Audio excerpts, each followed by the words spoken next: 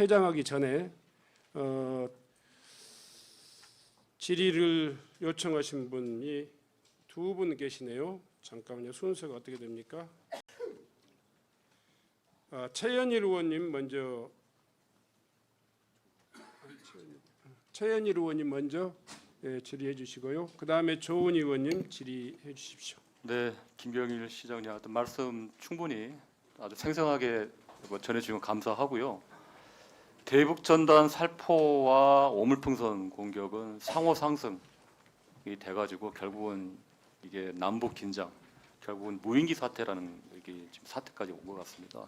걷잡을 상황인데 지금 여러 가지 이제 지역의 주민들의 여론이나 피해 실태 심각성을 얘기해 주셨는데 저희 국회나 또 정부 여기 경기도에 당부하고 싶은 얘기 있으면 간단하게 좀 얘기해 주십시오. 예, 저는 파주시장직을 수행하면서 안타까웠던 게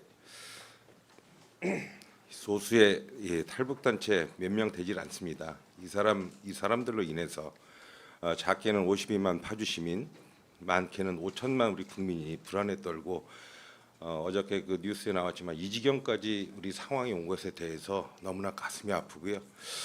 지금은 아까 좀 말씀드렸지만 이제 적극 대응해서 군이나 경찰 어디가 됐던 적극 대처하고 또 우리 경기도와 그 파주시는 이 호흡을 맞춰서 잘 대처해서 이 대북 분선이 앞으로 일어나지 않도록 잘 준비해야겠다 생각합니다. 예, 이상입니다. 네. 예, 수고하셨습니다. 다음은 조은희 의원님 질의해 주시기 바랍니다. 시장님이 안 보여요. 시장님요. 네. 저 조금 어디 더 저 보이시는 대로 좀 오시면은 제가 한병도 의원님 쪽으로 마이크만 가지고 좀 옮겨 주시겠습니까? 네, 좀 그렇게 해주시면 예, 무선 마이크. 예. 네. 저 무선 마이크 김 시장 여기 무선 마이크. 시장님 굉장히 크시네요. 네. 예, 작지 않습니다. 네, 네. 그요? 예, 서울 서초갑의 조은희 의원입니다. 시장님, 민주당 출신 시장이시죠? 예, 네, 나오신 김에 먼저 한 가지 여쭤볼게요. 파주시가 민간 위탁 운영하는 운정 스포츠센터 수영장 점검 시간에 혼자 이용하고 이용료도 면제받는 특혜를 누려서 황제 수영 논란이 있었는데요. 국민권익위에서 공무원 행동강령 위반 통보를 받으셨죠? 네. 아직도 수영장 특혜를 누리시나요? 그거는 좀 설명할 수 있는 기회가 아닙니다. 좋으면 예, 누리시나요? 누리겠습니까? 아직도? 아니시죠? 그런 거는 그런 네, 이 앞으로 그러시지 부분들은요. 마십시오. 시장님, 2020년 6월에 남북 공동 연락소 사무소 폭파 당시 경기도 의원으로 재임하셨습니다. 사무소 폭파를 앞두고 정부가 NSC 긴급 회의까지 열어서 남북 전단 철저 단속까지 약속했지만 4일 후 북한은 폭파를 감행했습니다. 당시 국회 외통위원장인 송영길 전 민주당 대표는 대포로 쏘지 않은 게 어디냐며 망발을 늘어놨습니다. 시장님, 그때도 문제의 탓은 우리 정부의 측에 있었다고 보십니까? 글쎄요, 그것까지는 생각해 보지 않았습니다. 그러니까요. 시장님 문제 많으세요.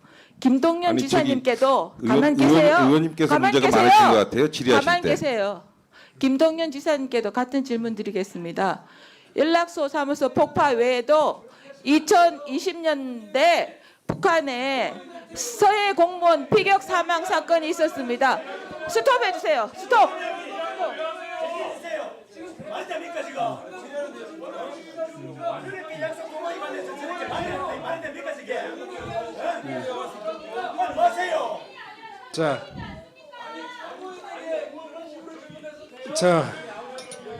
야당 의원들이 다른 참고인 한테 하는 거 보세요. 그걸 가지고 말이지. 김종양 의원님. 저 제지해야지 그래. 저 이름 부르기 전에요. 자, 왜 저 이름부터 부릅니까? 김종양 의원님. 네, 김종양님 계속 그렇게 하시면 안 됩니다. 자, 이광희 의원님. 네, 네, 누가 먼저 이광희 의원님. 자, 제가요. 자, 그만하세요. 위원장한테 지금 자, 그만하세요. 이야기하는 거야. 그만하세요.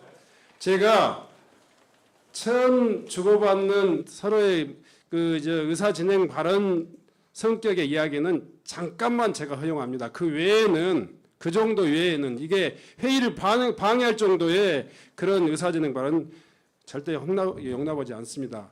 이 문제에 대해서는 파주시장은 이 지금 접경 지역 주민들의 문제를 가지고 이 자리에 참고인으로 오셨습니다.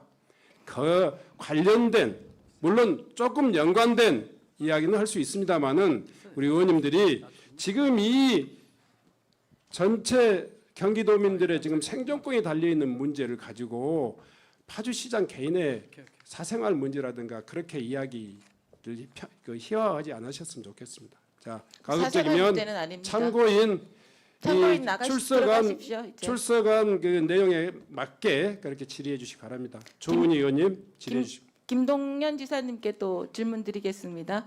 연락사무소 폭파 이외에도 2020년에는 북한의 서해 공무원 피격 사망 사건이 있었는데 당시에도 북한의 도발 원인이 우리 측에 있었다고 보십니까? 글쎄요, 그게 뭐 국정감사에 이게 대답을 회피하시는데요. 아니요, 지사님, 피가 아니고 지금 김정은 국정감사가- 정권이 최근 핵 사용의 정당성을 가지기 위해서 남북 통일이 아니라 두 개 국가론을 주장하는데요. 임종석 전 대통령 비서실장은 이 노선에 옹호하면서 통일하지 말자, 두 개의 국가 수용하자 주장하고 있습니다. 지사님은 임종석 전 실장의 두 개 국가론의 주장에 대해서 동의하십니까? 이게 뭐 제가 답변을 해야 될 사항인지 모르겠습니다만 제 의견을 굳이 물어보신다면 취지는 제가 이해를 합니다. 그렇지만 여러 가지 Yes, 그 no. 논란을 이건 예스노로 대답할 성격이 아니죠. 제 시간이 여러 가지 지금 논란을 이야기한 점이 좀 아쉽긴 하지만 뭐 취지는 무슨 말인지 이해는 하고 있습니다. 이해하신다는 거는 꼭 동의하신다는 뜻으로 해석이 되네요. 아니, 지사님, 그렇지는 아까 않지요. 예. 존경하는 김상욱 의원님 지적하셨지만 경기도 지자체 병무당당 대면교육 이수율이 17% 불과합니다. 경기도는 이수 대상자 6명 중 0명, 파주시는 10명 중 3명 교육에 그쳤습니다. 주민들 안전 우려하시면서 정작 기본은 안 지킨 거 아닙니까? 물론 원인과 별개로 휘전선 인근 주민들의 안전에 대한 우려에 깊이 공감합니다. 그래서 저는 개인적으로 대북 전단 단체들이 언론에 대대적으로 알리면서 전단을 보내는 것은 자제할 필요가 있다고 봅니다. 다만 70년 이상 3대 세습 독재로 폐쇄된 북한 주민에게 외부 소식을 알리는 노력도 필요하다고 봅니다. 그런데 남북 대치로 어려움과 희생, 이 큰 접경 지역 강화군 선거를 앞두고 정치적 쇼에 참가하시는 듯한 거 아닌가 하는 우려도 있고요. 지사님께서 위험지역 선포 검토 발언은 오히려 더 위기를 더 고조시키는 행위가 아닌가 이런 걱정도 됩니다. 정부와 협의가 또 필요하다고 보고요. 안보 사안마저도 정쟁으로 끌어가려고 국정감사에서 활용하는 것에 대해서 매우 안타깝게 생각합니다. 대한민국 안보는 북한의 무모한 도발이나 허황된 선동에 흔들리지 않습니다. 저희 당과 윤석열 정부는 굳건한 안보 태세를 바탕으로 우리 국민의 생명과 안전을 지켜낼 것입니다. 그래서 지사님도 경기 도백으로서 정부와 이런 문제는 협력해 주시기를 바랍니다. 정쟁에 그리고 정치적 쇼에 참가하시는 듯한 그런 태도는 지양해 주시기 바랍니다. 이상입니다. 위원장님, 네. 답변 드릴까요? 짧게 드릴까요? 네, 30초만 해주십시오. 첫째, 얘기하시는 많은 분들 계신데 의원님 포함해서 실제로 오늘 저 파주시장도 나왔는데 북부에 한번 살아보셨습니까? 그 주민들의 그 전류를 피상적으로 느끼는 게 아니라 실제로 보셨으면 좋겠다는 생각이 들고요. 두 번째로 위험 그 구역은 지정권자가 도지사입니다. 세 번째로 안보 얘기를 하셨는데 좋은 얘기죠. 그런데 하나만 알고 둘은 모르는 그런 우를 안 범했으면 좋겠습니다. 이와 같은 긴장과 이 안보의 위협이 어떻게 시작됐는지부터 성찰하고 중앙정부와 지방정부가 힘을 합쳐가지고 이와 같은 굳건한 안보와 이런 거 해야죠. 또 한편으로는 북한과의 오랫동안 유지해오고 근근히 끊어왔던 대화와 평화와 타협의 끈도 같이 가면서 이 안보 또 긴장 위협을 아까 완화시켜야 제가 한다고 물은 질문에 대해서 생각합니다. 답을 안 하시네요. 동문서답. 아니요, 제가 답변 다 했는데 어떤 걸 답변 안 했나요? 예. 예?